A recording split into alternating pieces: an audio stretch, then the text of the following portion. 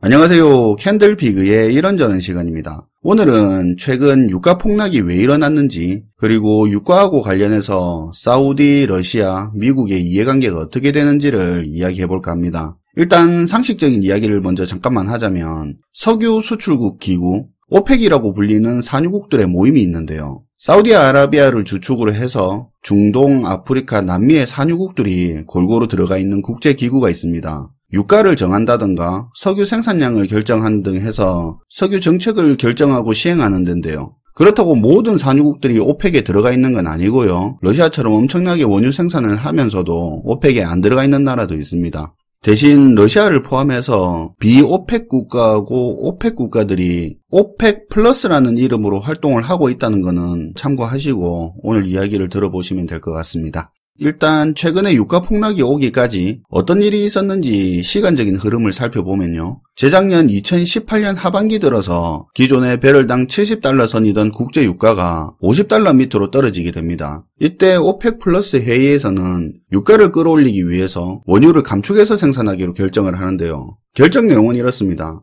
2019년부터 2020년 올해 3월까지 약 1년이 넘는 기간 동안 원유 생산량을 하루에 120만 배럴씩 감축해서 생산하기로 결정을 합니다. 그런데 작년 한 해 동안 사우디, 러시아 등의 국가가 원유를 감축해서 생산을 해왔음에도 불구하고 초반에는 효과가 좀 있는 듯 했지만 결과적으로 유가는 의도한 대로 오르지 않았는데요. 잘 아시겠지만 작년 미중 무역전쟁의 여파에다가 중국의 경기 둔화가 겹치면서 이들이 감산을 하더라도 세계적으로 원유 수요 자체가 줄어들었기 때문에 원하는 만큼 유가가 오르지 못했습니다. 그리고 시간이 흘러서 작년 12월 오펙 플러스 회의가 또 열렸죠.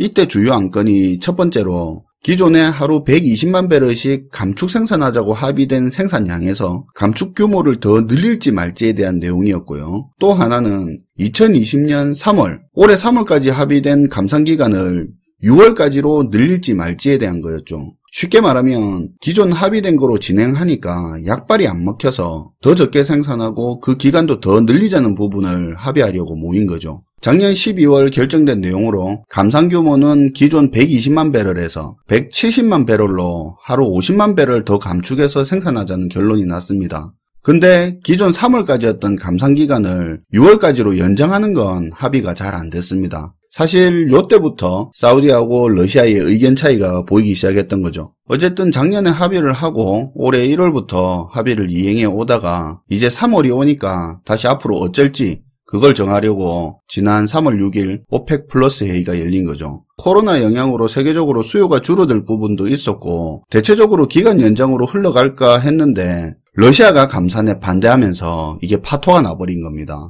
감산 합의가 불발되면서 안 그래도 유가 하락이 일어날 건데 여기서 사우디가 감산을 하자던 기존 입장하고는 전혀 다르게 유가도 낮춰버리고 오히려 원유 생산을 늘려버리겠다 이렇게 선언을 해버린 겁니다. 러시아를 협상 테이블로 다시 끌어내려고 벼랑 끝 전술을 펼친 건데요. 한마디로 유가 폭락을 시켜버리면 러시아 너희도 같이 죽는 거다 하면서 빨리 감산에 합의해라 이런 거죠. 여튼 이런 일 때문에 오펙 플러스 회의 이후에 갑자기 유가가 곤두박질 쳐버린 거죠. 여기다가 러시아도 가만히 있는 게 아니라 나도 증산하려면 할 수 있다 이렇게 세게 나와버리니까 상황이 꼬여버린 거죠. 유가는 30달러 초반까지 내려 꽂혀버리고요. 이렇게 내용이 흘러온 겁니다. 자, 그럼 유가가 개별 국가마다 어떤 의미를 가지고 있는지를 한번 살펴보겠습니다.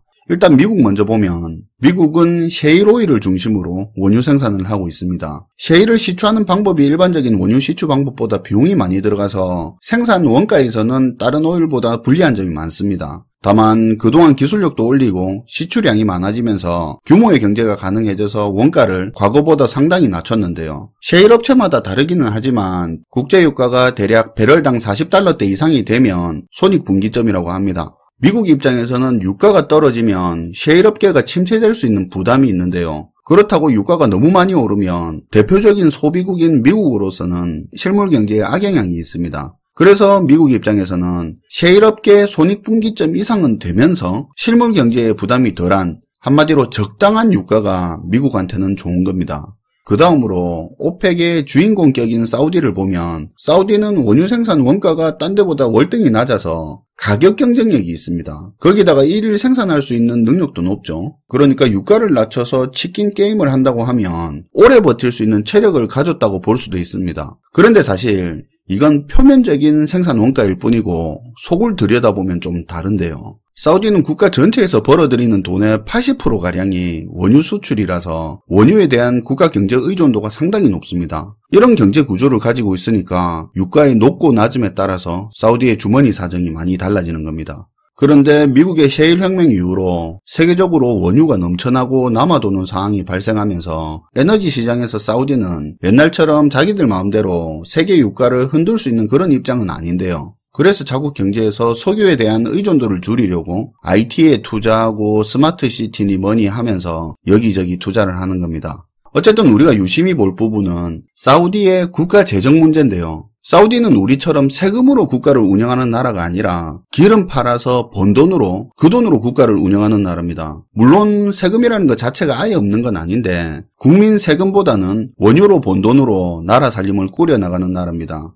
그런데 사우디는 오일머니를 썰어 담던 과거의 1970년대에 대비해서 지금 인구가 현재 4배 넘게 늘어버린 데다가 그동안에 늘려놓은 복지가 국가 재정에 큰 부담으로 작용하는 상황입니다. 작년에는 예산 감축까지 했었죠. 어쨌든 표면적인 생산 원가로만 보면 유가가 낮더라도 사우디가 치킨 게임을 할 여력은 충분히 보이지만 실제로 사우디는 현재 국가 재정을 생각하면 국제 유가가 $70 이상은 되어야 적자 재정을 면한다는 평가가 있습니다.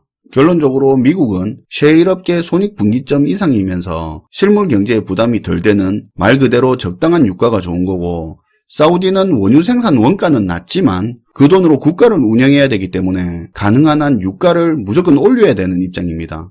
러시아의 경우에도 물론 산유국이니까 유가가 오르는 건 나쁠 게 없습니다. 그런데 왜 이번에 러시아가 감산에 반대를 했냐면 원래 러시아랑 사우디는 에너지 시장에 있어서 협력 관계라기보다는 경쟁 관계로 보는 게 맞습니다.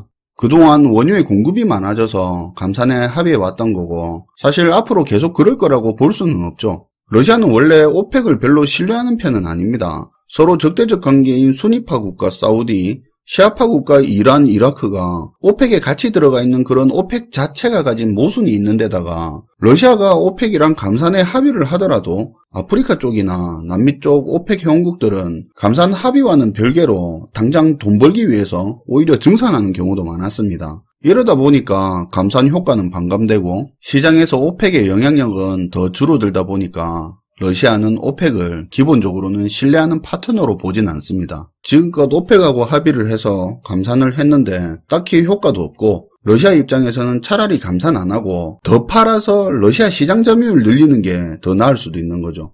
그리고 러시아가 감산 반대를 한 또 다른 이유는 원유 시장의 미국 영향력 확대에 대한 견제의 의미가 있습니다. 물론 지금까지 자국의 이익을 위해서 한 행동이었겠지만 지나고 보니까 그동안 오펙이랑 감산하면서 유가 올리려고 했던 노력들이 결국에는 미국의 셰일업계의 손익분기점을 지켜주면서 키워준 꼴이 된 겁니다. 이럴 바엔 낮은 유가라도 많이 팔면 점유율도 확대하고 셰일업계에 타격도 줄 수 있다 이런 생각이죠.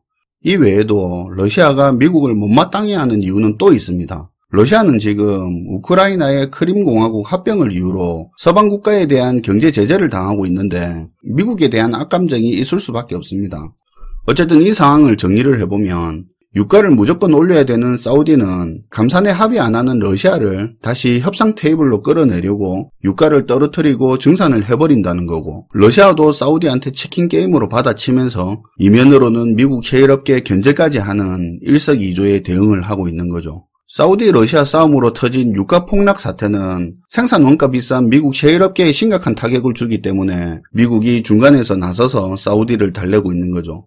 이렇게 유가 측면에서 사우디, 러시아, 미국 이 세 나라의 이해관계를 이야기해봤는데요. 사실 정치적인 부분도 절대 빼놓을 수 없는 부분이죠. 어떻게 보면 이게 더 중요한 부분이라고도 할 수 있는데 올해가 이 세 나라 대빵들한테는 굉장히 중요한 한 해입니다. 아시다시피 미국의 트럼프는 올해 대통령 선거가 있습니다. 그리고 사우디 빈살만 왕세자 같은 경우는 현재 실질적인 통치를 하고는 있지만 왕세자지 국왕은 아닙니다. 최근 나이 많은 사우디 국왕의 건강 이상설이 돌고 있고 빈살만 왕세자가 잠재적 왕위 계승 후보자가 될 수 있는 사람들을 체포하는 일도 있었는데요. 일종의 왕위 계승 경쟁자가 될 수도 있는 사람들을 숙청하는 거라 봐도 될 텐데, 아무튼 빈살만 왕세자는 고령의 국왕을 빨리 퇴위하게 하고 올해 안에 왕위 계승을 하려고 서두르고 있는 모습을 보이고 있습니다. 그렇게 왕세자 입장에서는 올해가 중요한데 러시아하고 원유 감산 합의가 잘 안되고 내부 불만이 터지니까 조급해진 빈살만 왕세자는 유가 하락과 증산이라는 벼랑 끝 전술까지 펼친 걸로 볼 수도 있습니다. 미국의 트럼프, 사우디의 빈살만 왕세자뿐만 아니라 러시아의 푸틴한테도 올해는 굉장히 중요합니다. 다음 달 4월에 개헌과 관련된 국민투표가 있을 예정인데요. 푸틴의 장기 집권에 명운이 달린 중요한 일이라서 푸틴한테도 올해는 상당히 중요합니다. 국민투표를 앞두고 정권 차원에서도 많은 자금이 필요하고 러시아가 사우디 따위한테 흔들리지 않는 에너지 강국이라는 걸 보여주는 차원에서라도 사우디가 주도하는 석유 감산에 반대한 걸로 볼 수도 있습니다. 정치적으로 봤을 때 세 나라 우두머리 모두가 올해는 조급해져 있는 상태고 대외적으로 어디서 밀리는 모습보다는 강력한 리더로서 모습을 보여야 할 때라서 원유 시장에서 이런 극단적인 상황이 연출된 부분도 있습니다. 이 상황이 길게 갈 수도 있겠지만 반대로 생각해보면 사우디하고 러시아의 갈등 상황을 길게 끌어서 좋을 것도 없기 때문에 또 의외로 잘 해결되지 않을까 하는 생각도 해봅니다. 오늘 내용은 최근 유가 폭락과 관련해서 전에 무슨 일이 어떻게 흘러왔는지 이야기를 해봤고요. 사우디, 러시아, 미국 간의 유가에 대한 이해관계, 그리고 각자가 가진 국내 정치적인 상황에 대해서 간단하게 정리해보는 시간을 가져봤습니다. 시청해주셔서 감사하고요. 지금까지 캔들피그의 이런저런 시간이었습니다.